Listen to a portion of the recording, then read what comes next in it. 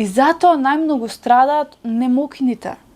Значи, овие кои што се посиромашни, кои што ги немаат способностите, кои што немаат капацитети, кои што живеат во помали градови, имаш драстична разлика помеѓу премногу богати луѓе и премногу сиромашни. И затоа имаме денеска толкаво страдање, затоа што Бог е жив и Бог чека едноставно луѓето да се разбудат кога тогаш, меѓутоа гледа дека страдањето станува преголемо кај пренискиот слој и затоа ќе донесе кај секоја, затоа и по принципот на законите на животот и на Бога, неизбежно човекот самиот се носи во својот живот страдање во општеството. Колективно страдање, затоа имаме пожари, земјотреси, поплави, се ова што се случува и во Калифорнија, затоа ќе се задржиме малку подоцна, каде што луѓето едноставно не сваќаат дека сето тоа е производ на погрешниот начин на живење на колективот кој што кармички ги оптеретува. Ти кога живееш погрешно, ти грешиш. Гревот тебе те оптеретува еден ден тоа да се исплати.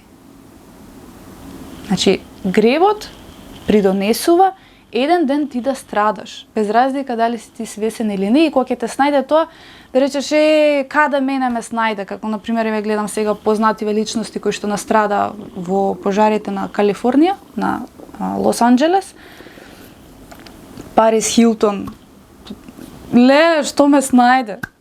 Животот ќе ми пропадна сега што мене куќата ми се запали, а таа е цел живот, значи носеше толку ниски вредности на целото човештво.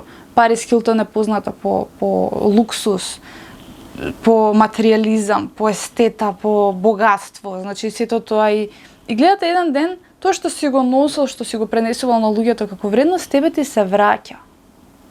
Нема бегање од сопствените гревови, нема, затоа што ние сме души. Значи ние сме тука, не сме заради материјалното.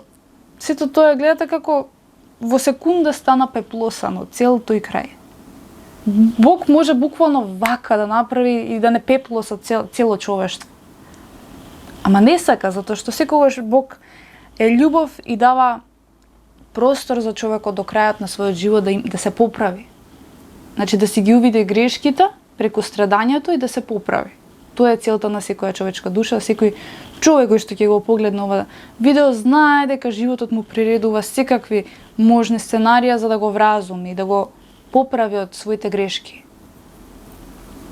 Само што човекот е себично битие и секогаш го окривува другиот или го окривува Бог, не согледувајќи ги своите слаби страни, затоа што не чита, не може да види дека има слаби страни. Затоа се надоврзав сега и повторно ќе се вратам на Библијата. Библијата и духовните книги што велат? Овде грешиш, тука грешиш, тоа живеј вака, живеј онака. Надмини ја слабоста. Имај верба во Бога. Немој да бидеш себичен, немој да бидеш алчен, служи на другите. Не бива така, не ми одговара тоа. Ми одговара да се зимам добра плата, ми одговара да бидам најдобро облечен, најситуиран во општеството, а за да бидам таков, јас не можам да го живеам Бога. Не може, точно дека не може да се живее. Не можеш да му служиш и на Бога и на мамона.